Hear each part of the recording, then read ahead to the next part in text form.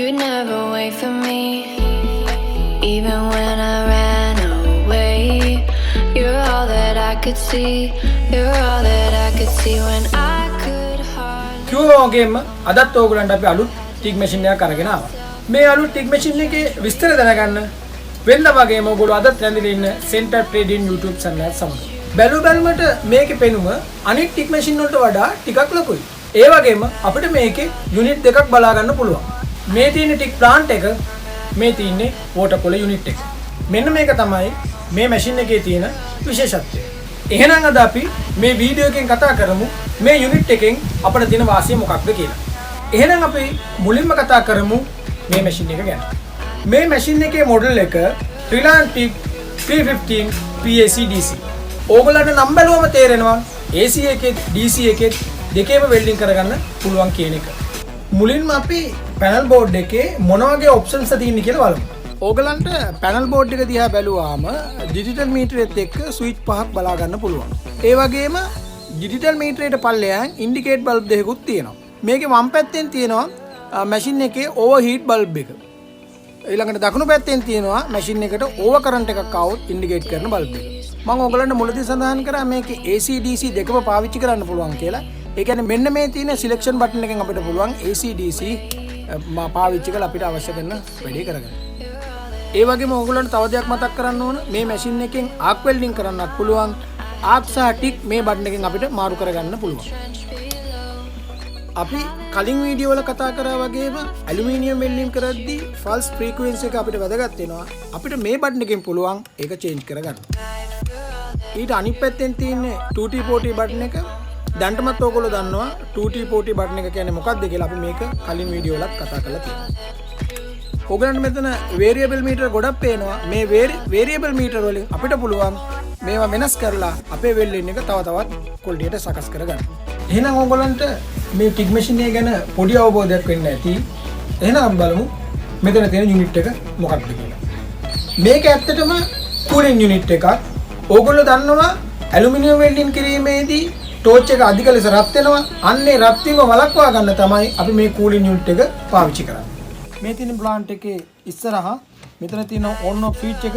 ඒ වගේම අපි මේකට පාවිච්චි කරන්නේ වතුර. මේ වතුර අපිට අවශ්‍ය ප්‍රමාණය මැනගන්න පුළුවන් මෙතනින්. ඒ වගේම මෙතන තියෙනවා වතුර in එකයි out එකයි මේක සම්බන්ධ වෙලා තියෙන අපේ වෙල්ඩින් ටෝච් එක.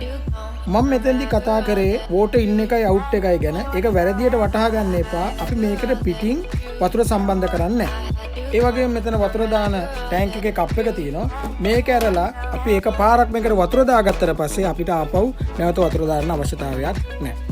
වතුර පුරව ගත්තට පස්සේ මේ බට දෙකේ හරහා තමයි ටෝච් එකට වතුර යන්නේ. ගිහිල්ලා කූල් වෙච්ච වතුර ප්‍රමාණය ටෝච් එකට ගිහිල්ලා රත් වෙච්ච ප්‍රමාණය නැවත ටැංකියට ඇවිල්ලා ආපහු එකෙන් ටැංකියෙන් කූල් කරලා නැවත ආපහු ටෝච් එක හරහා කන්ටිනියු මේක සිද්ධ වෙනවා. මේ මැෂින් එකට හම් වෙන්නේ ස්පෙෂල් ටෝච් එකක්. ඒක වෝටර් කූලින් ටෝච් එකක්. මේ තියෙන ටෝච් එකේ පිටුපස කොටස.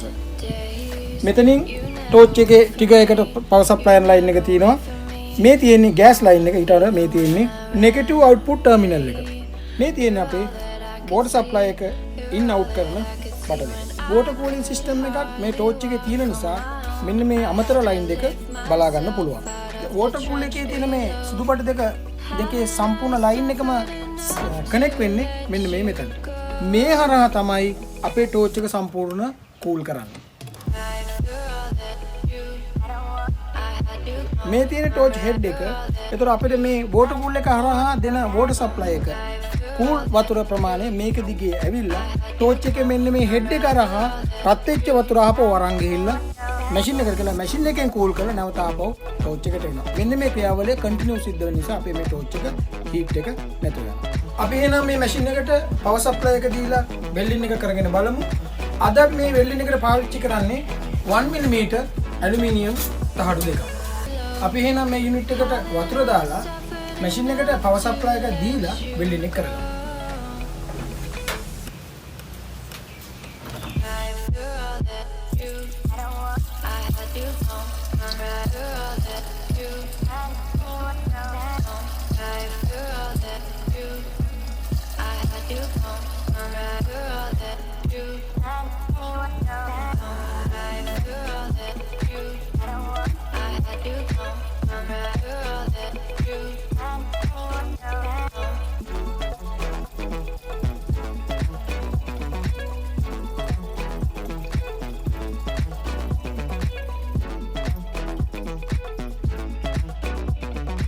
එහෙනම් අපි මේ තහඩු දෙක පාවිච්චි කරලා වෙල්ඩින් එක කරගමු.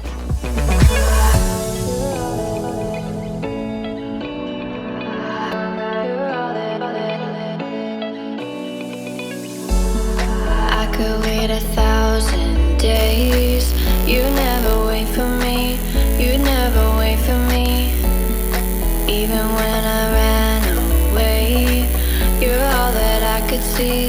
You're all that I could see when I could hardly walk on my own. I had to lift myself out of the trench below. Haven't I suffered enough to let you go? You're all that you I had you gone.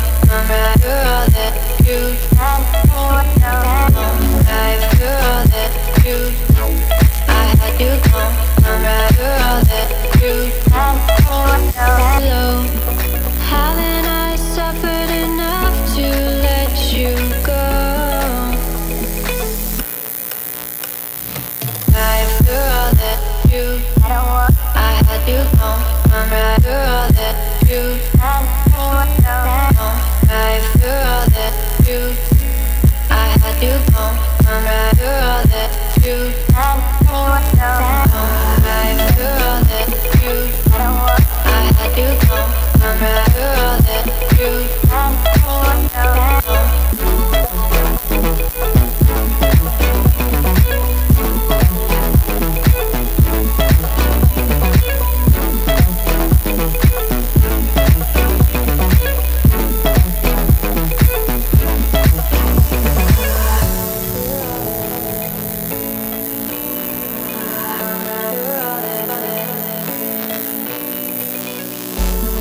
I could wait 1,000 days. You never wait for me. You never wait for me. Even when I ran away, you're all that I could see. You're all that I could see when I could hardly walk on my own. I had to lift myself out of the trench below. Haven't I suffered enough to ඕගොල්ලෝ welding කරද්දී දකින්න ඇති welding torch එක අල්ලන් හිටපු විදිය. සාමාන්‍ය welding කරද්දී torch එක රත් වෙන නිසා ටෝච් එක අල්ලන්නේ පිටුපසින් නැත්නම් ඈතින්. නමුත් මෙහිදී ටෝච් එක හීට් එක අඩු වෙන නිසා ටෝච් එකේ හෙඩ් එකෙන් අල්ලලා වෙල්ඩින් කරන්න පුළුවන්. ඒ නිසා අපිට පහසුවෙන්ම වෙල්ඩින් එක අවශ්‍ය විදියට කරගන්න පුළුවන්.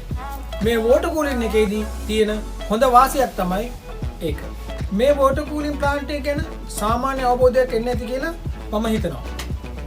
ඕගොල්ලන්ගේ දැනුමට තව දෙයක් එකතු කරන බලාපොරොත්තු වෙමින් නවතින්න ඔබට සුබ දවසක්.